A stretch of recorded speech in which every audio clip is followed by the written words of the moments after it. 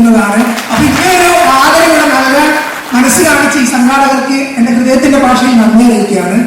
അതുപോലെ തന്നെ ഞാൻ ഇങ്ങോട്ട് വരുന്ന സമയത്ത് ഈ പരിപാടിയെ കുറിച്ച് അച്ഛനെ ഒരുപാട് പറഞ്ഞു. അപ്പോൾ എൻ്റെ മനസ്സിലൊരു പ്രതീക്ഷ ഒരു ചെറിയ കൂട്ടായ്മയായിരിക്കും, കുറച്ചു പേരൊക്കെ വന്നിരിക്കുന്ന അങ്ങനെ ഒരു പരിപാടി ആയിരിക്കുന്നത്. പക്ഷെ ഇവിടെ എത്തിയപ്പോൾ ഇത്രയും വലിയൊരു കുടുംബത്തിനെ കണ്ടപ്പോൾ സത്യം പറഞ്ഞാൽ ഇതിന് പുറകിൽ അഹോർത്തം പ്രയത്നിക്കുന്ന ഒരു വലിയ സംഘാടകരുടെ അവരുടെ പ്രയത്നത്തിന്റെ ഫലമാണ് ഇന്നിങ്ങനെ ഒരു വലിയൊരു കൂട്ടായ്മയെ കാണുന്നത്. അപ്പൊ ആദ്യമായിട്ട് ഞാൻ അവർക്ക് അതിനുള്ള ആശംസകൾ നേരുകയാണ്. ഇന്ന് ഈ വേദിയിൽ വിജയങ്ങൾ ലഭിച്ച പലരും ഇവിടെ അനുമോദനം ഏറ്റുവാങ്ങിയിട്ടുണ്ട്. അപ്പൊ എനിക്ക് അവരോടാണ് കുറച്ച് സംസാരിക്കാനുള്ളത്. നമുക്ക് കിട്ടുന്ന ഏതൊരു വിജയവും ഒരിക്കലും നമുക്ക് ഇങ്ങനൊരു വിജയം കിട്ടിയത് കൊണ്ട് അല്ലെങ്കിൽ നമുക്ക് ഇന്നിവിടെ സ്റ്റേജിൽ വെച്ചിട്ട് എനിക്കാണ് അനുമോദനം കിട്ടിയത് എന്ന് കരുതിയത് കൊണ്ട് ഞാൻ ഭയങ്കര സംഭവമാണ്, അല്ലെങ്കിൽ ഇപ്പോൾ എൻ്റെ ക്ലാസ്സിൽ പഠിക്കുമ്പോൾ LSSന് കിട്ടിയവരുണ്ട്, അതുപോലെ തന്നെ 10ാം ക്ലാസ് കഴിഞ്ഞിട്ട് കിട്ടിയ അതുപോലുള്ള മികച്ച വിജയങ്ങൾ ലഭിച്ചവരുണ്ട്. അപ്പൊ നമ്മുടെ ക്ലാസ്സിൽ നമ്മുടെ ചുറ്റുമുള്ളവരേക്കാൾ നമ്മളെന്തോ മികച്ചതായി, അതുകൊണ്ട് ഞാൻ അവരോടൊന്നും കൂട്ടുകൂടില്ല, ഞാനെന്തോ ഭയങ്കര സംഭവമായി എന്നുള്ള ചിന്ത നമ്മുടെ മനസ്സിൽ കയറി വരാതെ ഇരിക്കാൻ ശ്രമിക്കുക. ഈ ഓരോ അനുമോദനങ്ങളും നിങ്ങൾക്ക് അംഗീകാരമായിട്ട് തരുന്നത്, അല്ലെങ്കിൽ നമുക്ക് അംഗീകാരമായിട്ട് പലരും തരുന്നതിന് ഒരൊറ്റ അർത്ഥമേ ഉള്ളൂ, നിങ്ങൾക്ക് ഇനിയും ഒരുപാട് നേടാനുണ്ട്. അതിലേക്കുള്ള ഒരു ചെറിയ ചവിട്ടുപടി മാത്രമായിട്ട് ഈ ഓരോ അംഗീകാരങ്ങളെയും കണക്കാക്കുക. ഞാൻ ഇവിടെ പറഞ്ഞതുപോലെ എനിക്ക് G20 വഴിയാണ് 2023 G20 ഉച്ചകോടിയിൽ ഇന്ത്യയെ പ്രതിനിധീകരിച്ച് PM-ന്റെ കൂടെ പങ്കെടുത്തു. അതുപോലെ തന്നെ യുണൈറ്റഡ് നേഷൻസ് ഐക്യരാഷ്ട്രസഭയിൽ ഇന്ത്യയിലെ പ്രതികരിച്ച് അതുപോലെ തന്നെ ഏഷ്യയെ പ്രതിനിധീകരിച്ച ഏക യൂത്ത് അംബാസിഡർ ആയിരുന്നു. അപ്പൊ ഞാൻ ഈ വിജയത്തിലേക്കൊക്കെ വരാൻ കാരണമുള്ള ഒരു ചെറിയൊരു ജേർണി ഞാൻ പറയാം. കാരണം നമ്മുടെ സ്കൂളിൽ ഞാൻ ഇനിയുള്ള ഹയർ സെക്കൻഡറിയിലാണ് പഠിച്ചത്. അപ്പോൾ +1 +2 നാഷണൽ സർവീസ് സ്കീം വഴി ഞങ്ങൾ അറിയാതെ നടന്ന NSSൽ ഒരു നാഷണൽ ലെവലിലേക്കുള്ള സെലക്ഷൻ നടന്നു. അപ്പോൾ ഞങ്ങൾ നാഷണൽ ലെവലിലേക്ക് പല റൗണ്ടായിട്ടുള്ള സെലക്ഷൻ ആയിരുന്നു, സ്റ്റേറ്റ് സെലക്ഷനും അങ്ങനെയൊക്കെ കഴിഞ്ഞ് നാഷണൽ ക്യാമ്പിന് പോയി. ഞങ്ങൾ 10 ദിവസത്തെ ഒരു ക്യാമ്പ് ഇപ്പൊ കേരളത്തെ പ്രതിനിധീകരിച്ച് പങ്കെടുത്തു. അപ്പൊ ഞങ്ങൾ ആരും അറിയില്ല അവിടെ അങ്ങനെ ഒരു സെലക്ഷൻ നടക്കുന്നുണ്ട്, ഇന്റർനാഷണൽ വേദിയിലേക്കുള്ള ഒരു സെലക്ഷൻ നടക്കുന്നുണ്ടെന്ന് ഞങ്ങളോട് ആരോടും പറഞ്ഞിട്ടില്ല. 10 ദിവസം ഞങ്ങളുടെ പെർഫോമൻസ്, ഞങ്ങൾ ഏതിലൊക്കെ പാർട്ടിസിപ്പേറ്റ് ചെയ്യുന്നു, എങ്ങനെയാണ് മറ്റ് ഡെലിഗേറ്റ്സുമായിട്ട് ബിഹേവ് ചെയ്യുന്നത്, മെസ്സിലെ ബിഹേവിയർ എങ്ങനെയാണ്, അതുപോലെ തന്നെ ഏതൊക്കെ വേദിയിൽ പങ്കെടുക്കുന്നുണ്ട്, ഏതൊക്കെ നടക്കുന്ന ഇവന്റുകളിൽ നമ്മൾ ആക്റ്റീവായിട്ട് പാർട്ടിസിപ്പേറ്റ് ആവുന്നുണ്ട്. അപ്പൊ എനിക്ക് സ്കൂൾ സമയത്ത് ഓട്ടംതുള്ളൽ മോണാക്ടിൽ സ്റ്റേറ്റ് കലോത്സവം വിന്നറായിരുന്നു 5 തവണ. അപ്പൊ അതെനിക്ക് നല്ല രീതിയിൽ ഗുണം ചെയ്തു. അങ്ങനെ അവിടെ കിട്ടിയ ഓരോ ചെറിയ അവസരങ്ങളും ഞാനിത് പറയാൻ കാരണം, എനിക്കിന്ന് UN-ലേക്കും G20-ലേക്കും വന്ന് നിൽക്കാൻ കാരണം എനിക്ക് കിട്ടിയ ഓരോ ചെറിയ അവസരങ്ങളും പ്രയോജനപ്പെടുത്തിയെന്നതാണ്.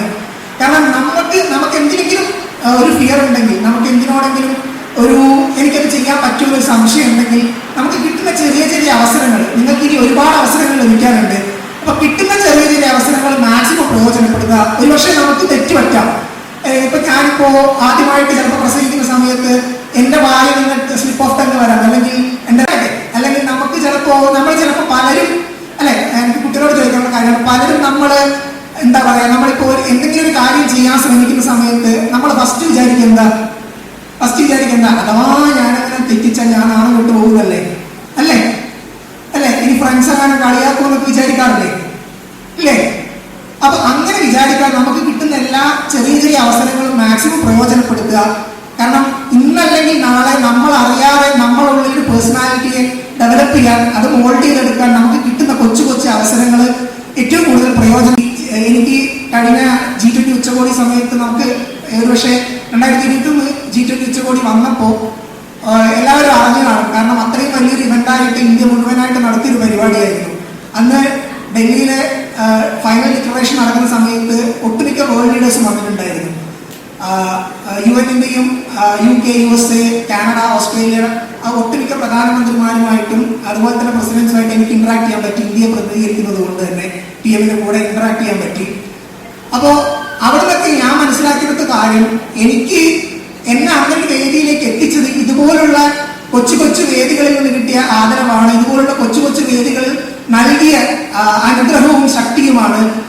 അതുകൊണ്ട് നിങ്ങൾക്ക് കിട്ടുന്ന ഈ അവസരങ്ങൾ ഏറ്റവും കൂടുതൽ പ്രയോജനപ്പെടുത്തി ഇനിയും നിങ്ങളോട് തന്നെ മത്സരിക്കാൻ ശ്രമിക്കാം. നമുക്ക് ഇന്നൊരു അംഗീകാരം കിട്ടിയെന്നത് കൊണ്ട് ഞാൻ ഭയങ്കര സംഭവമായി, ഞാൻ ആദ്യം പറഞ്ഞതുപോലെ ഭയങ്കര സംഭവമായി ചിന്തിക്കാതെ വീണ്ടും വീണ്ടും നാളെ ഇതിനേക്കാൾ ബെറ്ററായ എന്നെ എടുക്കുക എന്നുള്ള ഒരു രീതിയിലേക്ക് നമ്മളായാൽ പോലും നമുക്ക് കൂടുതൽ നമ്മുടെ ചുറ്റുമുള്ള ആൾക്കാർ പലതും പറയായിരിക്കും അല്ലെ. നമ്മൾ പലതും ചെയ്യുന്ന സമയത്ത് അങ്ങനെയൊന്നും ചെയ്യണ്ട, മര്യാദയ്ക്ക് ഇരുന്ന് പഠിച്ച് നേടിക്കോ അല്ലെ, മര്യാദയ്ക്ക് ഇരുന്ന് പഠിക്കേണ്ട സമയത്ത് പഠിച്ചാൽ മതി, അങ്ങനെയൊക്കെ പറയുന്നത് കേൾക്കാറില്ലേ അല്ലേ. പക്ഷെ നമ്മുടെ കഴിവിന്, നമ്മുടെ എക്സ്ട്രാ കരിക്കുലർ ആക്ടിവിറ്റീസിന്, നമ്മുടെ ഹോബീസിന് എപ്പോഴും ഇമ്പോർട്ടൻസ് കൊടുക്കുക. കാരണം ഇത്രയും ഉള്ളൊരു കാലം എന്ന് പറയുന്നത് നമ്മുടെ മാർക്കിന് മാത്രം അടിസ്ഥാനപ്പെടുത്തിയിട്ടായിരുന്നു, ഫാക്ടർ മാത്രമാണ്. ഞാൻ ഇന്നിവിടെ എഴുതി ഒപ്പിട്ട് പറഞ്ഞു തരാം, ഇനി വരാൻ പോകുന്ന യുഎനിലായാലും അല്ലെങ്കിൽ ടോപ്പിലെ ഏത് MNCസിലായാലും ഏത് വേൾഡ് കമ്പനീസിലായാലും നിങ്ങളെ ക്വാളിഫിക്കേഷനായി കണക്കാക്കാൻ പോകുന്നത് നിങ്ങളുടെ സ്കിൽസിനെയാണ്. അത് എപ്പോഴും നിങ്ങളുടെ സ്കില്ലിനെ ഡെവലപ്പ് ചെയ്യാൻ ശ്രമിക്കുക. മാർക്ക് ഒരു ഫാക്ടർ മാത്രമാക്കി മാറ്റാൻ ശ്രമിക്കുക. നിങ്ങളുടെ സ്കിൽസിനെ എപ്പോഴും ഡെവലപ്പ് ചെയ്യാൻ ശ്രമിക്കുക. എപ്പോഴും നിങ്ങളായിരിക്കാൻ ശ്രമിക്കുക. എനിക്ക് ഒരുപാട് പേര് പ്രസംഗിക്കാനുണ്ട്, ഒരുപാട് പേര് പ്രസംഗിച്ചുകൊണ്ടിരിക്കുകയാണ്. ഞാൻ ഇനിയും സംസാരിച്ച് ബോറടിപ്പിക്കുക. ഡ്രീംസിന് വേണ്ടി വർക്ക് ചെയ്യാൻ ശ്രമിക്കുക. ഒരുപക്ഷെ എനിക്ക് ഇന്നിവിടെ ഈ ഒരു വേദിയിൽ എത്താൻ സാധിച്ചത് ഞാൻ എൻ്റെ സാഹചര്യങ്ങൾക്ക് അതീതമായിട്ട് പ്രവർത്തിച്ച് എന്ന് വിശ്വസിക്കുന്നതുകൊണ്ടാണ്.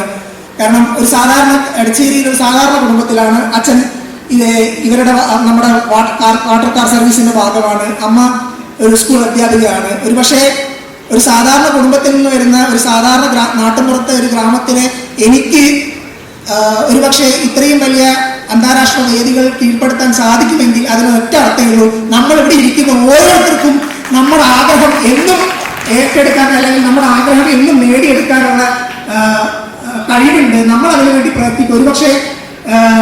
ഒരുപക്ഷെ ഞാൻ വർക്ക് ചെയ്യുന്നതിനേക്കാൾ എൻ്റെ കൂടെ ഇരിക്കുന്ന ഒരാൾ ഒരുപക്ഷെ ഒരു ഡിപ്ലോമാറ്റിന്റെ മകനാവാം, അല്ലെങ്കിൽ വലിയൊരു സാമ്പത്തികമുള്ള ഒരു ഫാമിലിയിൽ നിന്ന് വരുന്ന ആളാവാം. ചിലപ്പോൾ ആൾക്കൊരു വഴി ഈസി ആയിരിക്കും, പക്ഷെ ഞാൻ കുറച്ചും കൂടി പ്രയത്നിക്കേണ്ടി വരും. പക്ഷെ അതിനർത്ഥം ഡെസ്റ്റിനേഷൻ ഒരിക്കലും ഔട്ട് ഓഫ് റീച്ച് അല്ല.